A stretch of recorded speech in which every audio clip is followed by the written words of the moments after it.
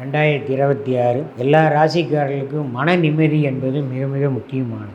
போராட்டமே வாழ்க்கை. போராடிக்கிட்டே இருக்குங்க. இந்த ஆண்டாவது எனக்கு கொஞ்சம் நல்லதை கிடைக்குமா? கண்டிப்பாக கிடைக்கும். ஏன் எப்படி அப்படின்னா, கிரகங்களினுடைய அமைப்பு.